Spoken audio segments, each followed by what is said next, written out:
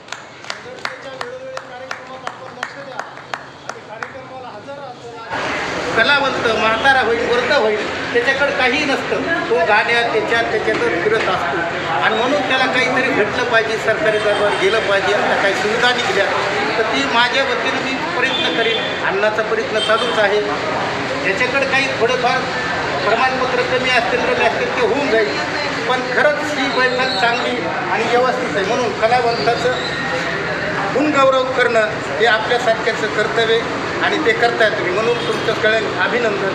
भीमा तुझ्या मताचे जर 5 लोक असते, तलवारीचे तयाचे न्यारे चटोक असते। कळकळीनं म्हणलं हो, कळकळी का म्हणलं हे की आपल्यात हिखवले लोक म्हणून म्हणलं हे। एवढा मोठा गुणवंतशाही बाबासाहेब जर धावला असेल तर त्यांनाच धावला आपल्याला, गावात खेड्यात जाऊन चळवळ राबवली गाण्याच्या माध्यमातून। मग मी म्हणतो, काय म्हणतो, अरे फायदा होतो भीमसानर फायदा हो, फायदा होतो भीमसानर फायदा हो, एक नया आंबेडकर, एक नया आंबेडकर पैदा हो, फायदा होतो भीमसानर फायदा हो। जिल्हा अध्यक्ष आपल्या राष्ट्रवादी पक्षाचे नेते आहेत आणि आंबेडकर नगरचे रहिवासी आहेत आणि कलावंतावर नेहमीच प्रेम करणारी माणसं आहेत। त्यांची या कार्यक्रमाला उपस्थिती लाभली। ठिकाणी अंबादासजी रगडे सर या ठिकाणी आहे उपस्थित, ते आपल्याला या कार्यक्रमाच्या निमित्तानं मार्गदर्शन करतील। कार्यक्रमाच्या होणाऱ्या लोककला महोत्सवाच्या बाबतीत सुद्धा ते आपल्याला मार्गदर्शन करणार आहेत। त्यांना विनंती करतो की या ठिकाणी आपले 2 शब्द या ठिकाणी त्यांनी सांगायचे आहे। अत्यंत क्रांतिकारी माणसं आणि क्रांतिकारी आमच्या माता बहिणी आहेत।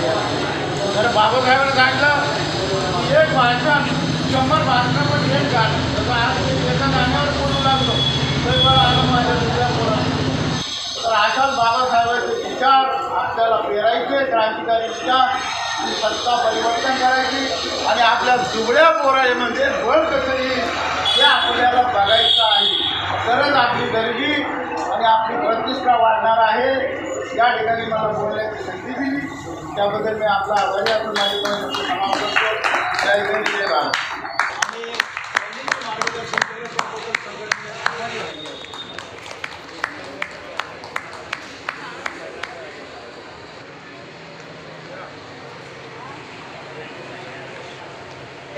संघटनेच्या आणि आमच्या कलावंताच्या वतीनं आम्हाला भेट दिली।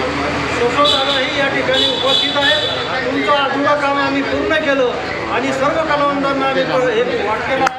आमच्या संघटनेच्या आणि तुम्हाला शुभेच्छा देऊन आमच्या पाठीमागे उभे राहा असं आम्ही तुम्हाला विनंती करतो। आणि यानंतर बाबासाहेब आंबेडकरांचा लोक कलावंतांचा, लोक कलावंतांचा।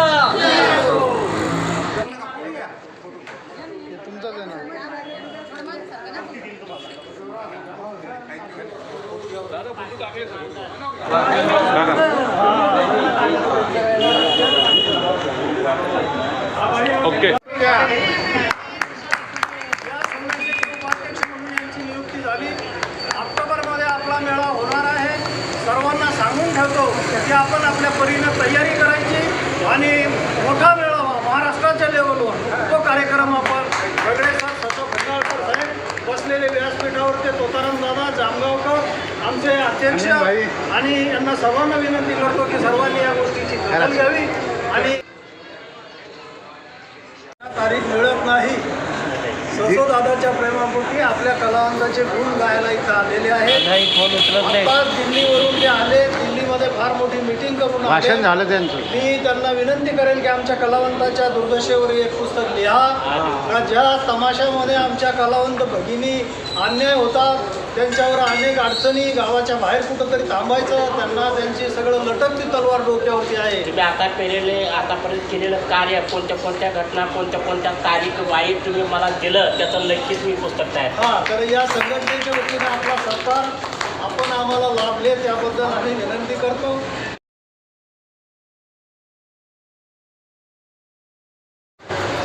छत्रपती शिवाजी महाराज,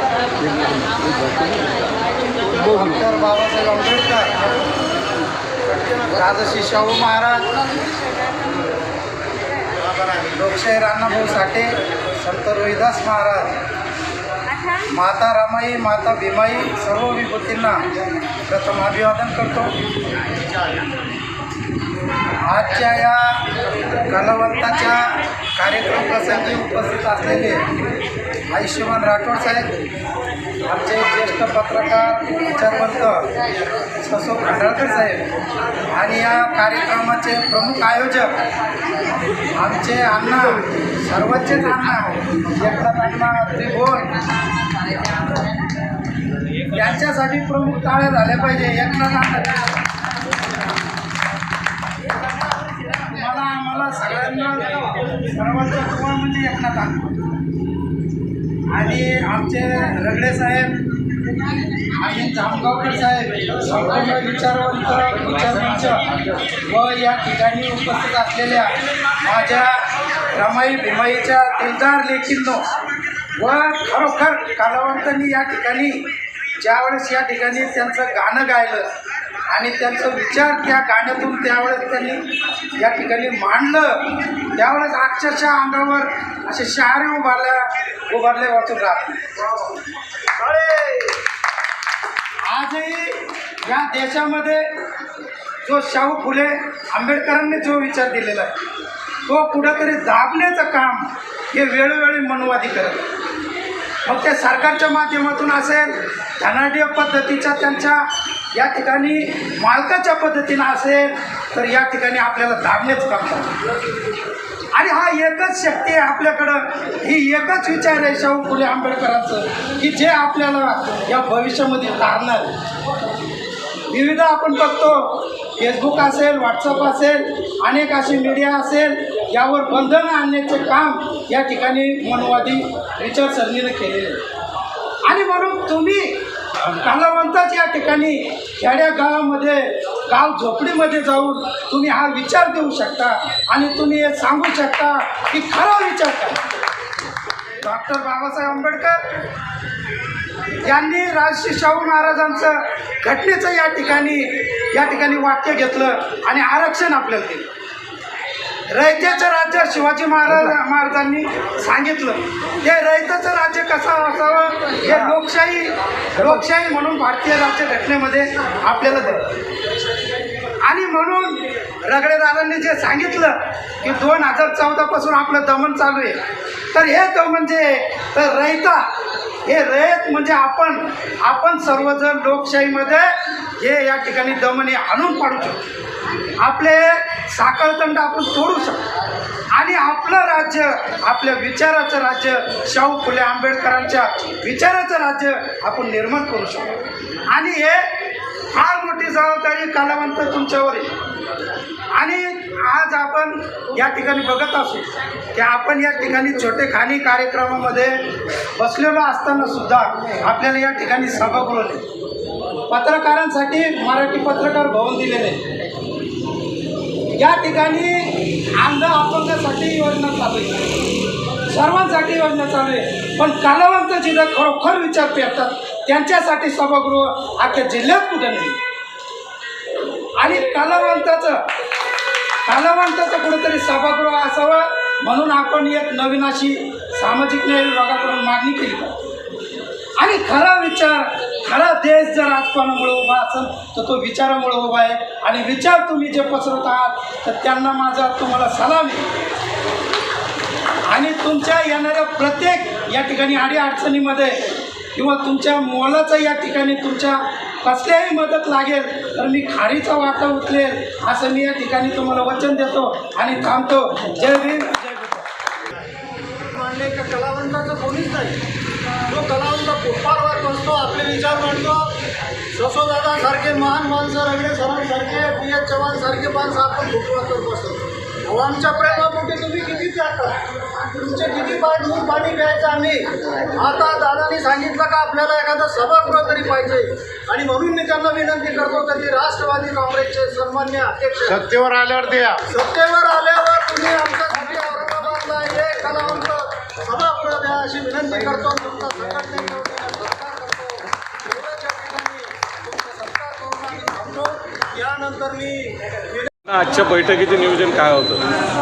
आजच्या 7 सप्टेंबर 2024ची ही बैठक होती. ही बैठक पुढच्या ऑक्टोबरमध्ये जो आपण प्रतिवर्षीप्रमाणे जो मेळावा घेतो त्या मेळाव्याची पूर्वतयारी म्हणून सर्व कलावंताला या ठिकाणी बोलवलेलं. आणि कलावंत या ठिकाणी आल्यानंतर आपापल्या पद्धतीनं त्यांनी गायनाचा कार्यक्रम केला. बरीचशी मंडळी या ठिकाणी या कार्यक्रमाला हजर होती. ऑक्टोबरमध्ये होणारा कार्यक्रम हा महाराष्ट्र राज्यस्तरीय राहील आणि संपूर्ण कलावंताला त्या मेळाव्याचं निमंत्रण दिलं जाईल. साधारणतः हा मेळावा 2,000 ते 2,500 कलावंताच्या उपस्थितीमध्ये तो पार पडेल. TV सेंटरपासून ते मौलाना अबुल कलाम या रिसर्च सेंटरपर्यंत या कार्यक्रमाची रॅली निघेल. विविध वेशामध्ये जे लोककलावंत आहे त्यामध्ये गारुडे असतील, नंदी बैलवाले असेल, यामध्ये तुमचे सकाळचे जे काही कलाकार आहेत हे सर्व लोक त्या ठिकाणी हजर राहतील आणि मोठ्या प्रमाणामध्ये त्या कार्यक्रमाची सुरुवात होणार आहे. भव्यदिव्य असा हा कार्यक्रम या ठिकाणी सादर होईल आणि लोक कलावंताच्या ज्या काही अडचणी आहेत, शासनाकडे ज्या काही मागण्या करायच्या आहे त्या मेळाव्याच्या माध्यमातून आम्ही शासनाकडे त्याच्या मागणार आहोत. कोविड काळानंतर लोक कलावंतांना जे सुगीचे दिवस होते ते संपले, काही जणांवर उपासमारीची वेळ आलेली आहे. यासाठी आपण काय करणार आहात? कोरोनाचा वेळ जो होता त्यामध्ये तर उपासमार झालीच झाली, परंतु शासनाने मात्र त्या कलावंताकडे ध्यान दिलेलं नसल्यामुळं ते अजून उपाशीच आहे. त्यांना जे काही कार्यक्रम द्यायला पाहिजे, संस्थेला काही मानधन द्यायला पाहिजे, जे कलावंत त्यांना कार्यक्रम पाहिजे, त्यांच्या काही अडीअडचणी आहेत त्या अडीअडचणी शासनाने सोडवल्या पाहिजे, यासाठी त्यांनी काही लक्ष दिलेलं नाही. त्याच्यामुळं परिस्थिती अजून बिकट होत चाललेली आहे. म्हणून आमच्या मागण्यासाठी आमच्या कलावंताच्या लोक कलावंतांच्या मानधनाचा मोठा विषय आहे. जे खरंच गरजू आणि होतकरू लोक कलावंत होते त्यांच्याऐवजी दुसरेच त्याचा लाभ घेत आहे, याकडे आपण कसं बघता, यासाठी काही करणार आहात? यासाठी आम्ही जे निवेदन आम्ही दिले होते, आम्ही जे काही उपोषण केले, आम्ही जे काही निदर्शनं केले, त्या निदर्शनाच्या नंतर मात्र शासनाने निर्णय घेतला आणि या कमिटीचा अध्यक्ष आदरणीय कलेक्टर साहेब राहणार आहेत. आणि पूर्वीचे जे काही अध्यक्ष होते ते मात्र इतरांना मानधन द्यायचे, ते मूळ कलावंतांना मात्र मानधन मिळत नव्हतं. आता मात्र कलेक्टर साहेबांच्या अध्यक्षतेखाली होणाऱ्या या मीटिंगमध्ये कलावंतावर अन्याय होणार नाही अशा प्रकारची आशा. मागच्या आपल्या लोक कलावंतांच्या कार्यक्रमाला आताचे खासदार तत्कालीन माजी आमदार डॉक्टर कल्याण काळे यांनी हजेरी लावली होती आणि त्यांनी तुम्हाला शब्द दिला होता, लोक कलावंतांच्या मी बरोबर आहे, वेळ प्रसंगी मी तुमच्यासाठी रस्त्यावरही उतरेल. आता तर ते खासदार आहेत, त्यांच्या मार्फत आपण केंद्र सरकारकडे लोक कलावंतांच्या मागण्या मांडणार का? सर, मागच्या निवडणुकीमध्ये, मागच्या मेळाव्यामध्ये आदरणीय खासदार कल्याण काळे साहेब या व्यासपीठावर आले. आमच्या सर्व कलावंतांना त्यांनी करून मदत केली आणि आश्वासन दिलं होतं की ज्या वेळेस मी या सत्तेमध्ये येईल त्यावेळेस कलावंताचे प्रश्न मी दिल्लीपर्यंत मांडेल, असा शब्द त्यांनी दिलेला होता. योगायोगाने आमचे सर्व कलावंत जालना आणि औरंगाबादच्या गल्लोगल्लीमध्ये गेले, त्यांचा प्रचार केला आणि त्यांना निवडून दिलं. ते मात्र आमच्या कलावंताचे प्रश्न मार्गी लागल्याशिवाय सोडणार नाही एवढी गवाही आम्हाला त्यांनी दिलेली आहे. आपल्या मेळाव्याची तारीख आदरणीय नेते आम्ही आमच्या कार्यक्रमाला कोण उपस्थित राहतं त्यांच्या तारखा घेऊन त्या कार्यक्रमाची तारीख निश्चित करण्यात येईल. ऑक्टोबरमध्ये पहिल्या वीकमध्ये आम्ही हा कार्यक्रम ठेवण्याचा प्रयत्न निश्चित करू आणि तारीख जे आहे तर नंतर जाहीर करू. धन्यवाद दादा. आपलं नाव? मी एकनाथ त्रिभुवन, मी कलावंताचा सेलचा अध्यक्ष आहे आणि जिल्हा पंचायत समितीला मी सभापती होतो आणि आता कलावंताची सेवा करण्याचं माझं धोरण आहे तेच मी चालू ठेवलेलं आहे. धन्यवाद.